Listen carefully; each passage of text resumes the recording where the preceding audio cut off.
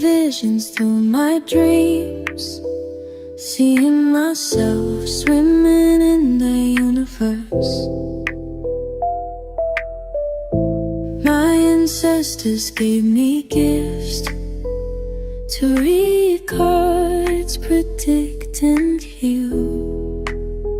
My name is Daphne, but spirit calls me Babylon. Angels communicate through numbers. Intuition is so deep. The gift I fully embrace within.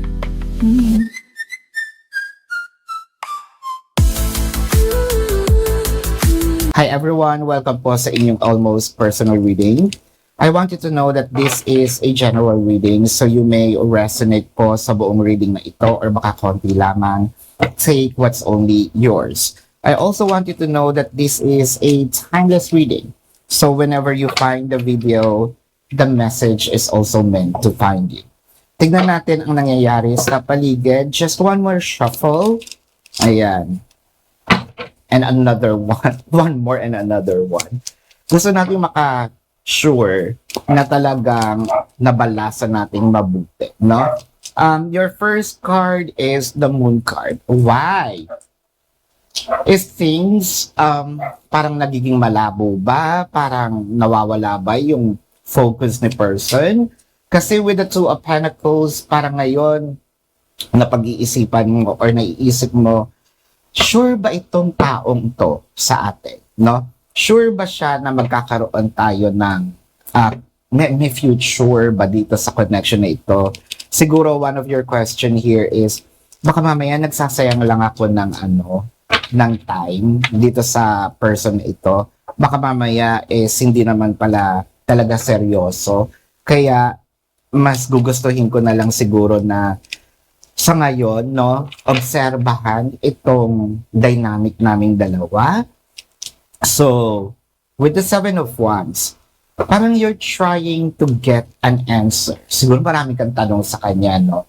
Yung hindi naman pa obvious, no, na tanong.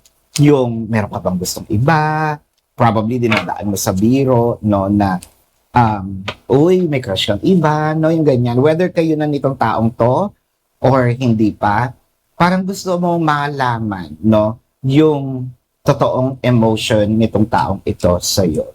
The Ten of Cups and the Ten of Pentacles. Kasi nung una or probably fluctuating ito, meron kasing mga offer si person or galaw na okay naman, minsan sobra, no? Pero minsan talagang mapapatanong ka, parang gusto mong itanong talaga sa kanya, sandali nga, totoo ba yung relasyon na ito or totoo ba yung mga actions mo or baka nagiging mabait ka lang sa akin, no? Yun yung tanong kapag wala pa kayong connection. Pero siguro, kung meron na kayong connection, ang tanong mo dito, totoo ba yung approach mo sa akin? Diba? Totoo ba na itong relationship na binuo natin is genuine or baka naglalaro-laro ka lang, diba? So, I'm seeing here with the lovers, it started really good. Parang, bakit nangyari to? Kasi it started real good, meron kayong mga pagkakasundo, no? I feel like medyo nag-deeper na nga or nag-deepen na itong inyong connection dahil may mga napag-uusapan kayong something about the future. It might be you're talking about destiny or, you know, building a family. Ganun agad. Yun lang.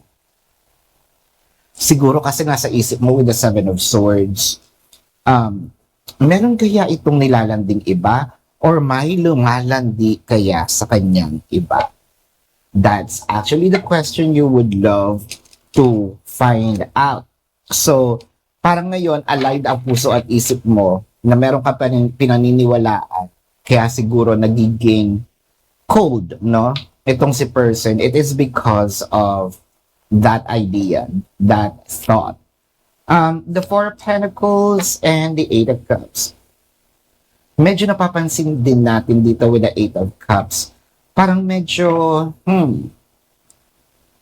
anong sabi mo? Parang dahil sa kinikilos ni person or yung pinapakitang energy ni person, parang nawawalan ka ng gana or nawawala yung kumpiyansa mo na etong connection na ito is lalalim pa or mauuwi sa isang seryosong connection. But you're still crossing your fingers. You're still holding on to the connection. Yun nga lang kasi nakakatakot, nawawala din yung somewhat nababawasan din yung feelings mo or enthusiasm mo dito sa connection dahil nga ganito yung kanyang mga pinapakita. Now, we have the Knight of Cups. Medyo binabagalan mo din ngayon, no? Yung either binabagalan mo or binabawasan mo yung pagpapakita ng affection. I understand bakit kailangan mong gawin yun. Kasi parang sinasabi mo dito, bakit ko naman ibibigay yung 100% ko kung hindi naman 100% din yung binibigay ni person. Baka mamaya ma-fall in love ako, no? At in the end, ako lang pala ang may mahal, no? Or ako lang pala ang nagmamahal sa connection na ito. And my person doesn't even give a damn. Ayan. So, yung ganong thinking, understood naman yun. Sino ba namang gustong ipahamak yung sarili niya, di ba? Kaya nga tayo, may utak, no? Ginagamit mo lang din ngayon ang utak mo. The King of Wands and the Four of Wands. Parang gusto mo siyang kausapin or parang gusto ko nang niya ngayon kausapin na magkaroon kayo ng agreement. It's either really lumipat kayo ng bahay or parang ito yung magiging tanong niya, no? Ano bang gusto mong mangyari para mapatunayan kung seryoso itong relasyon na ito? Either lumipat ng bahay, magsama na kayo, or magpakasal na, no? I feel like medyo kakausapin ka nito or kakausapin mo siya. You can switch the energies naman, no? What I'm reading is the dynamic. So with the Ace of Cups, nakikita natin dito na parang, sige, parang ngayon kasi yung emotion natin na ibuhos na natin eh. Kaya mas gusto natin maintindihan at malaman ngayon kung ano ba talaga yung totoong nangyayari kay person. The Nine of Cups, the Star, and the Wheel of Fortune. Gusto ko to. So, magkakaroon dito ng parang clarity, no? Yung clarity na makukuha natin dito, kasi parang kailangan nyo nang mag-usap, no? Para may mapatunayan din si person.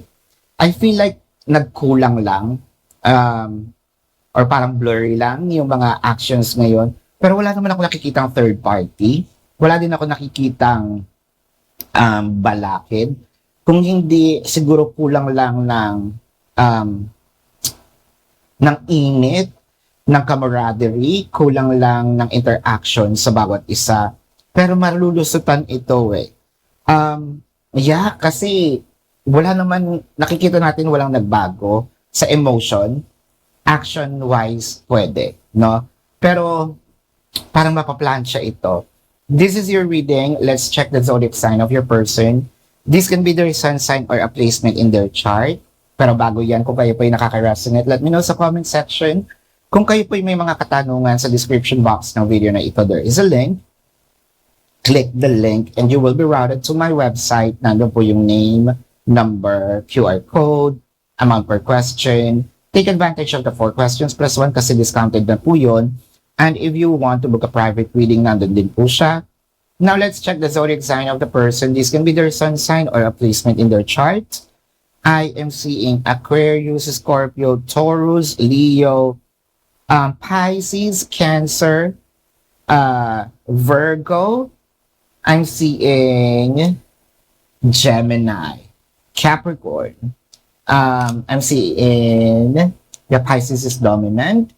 Scorpio is here. Virgo is here. Libra is here. This is your reading. Maraming salamat. Love and light. Namaste. See you po sa susunod na readings. Goodbye.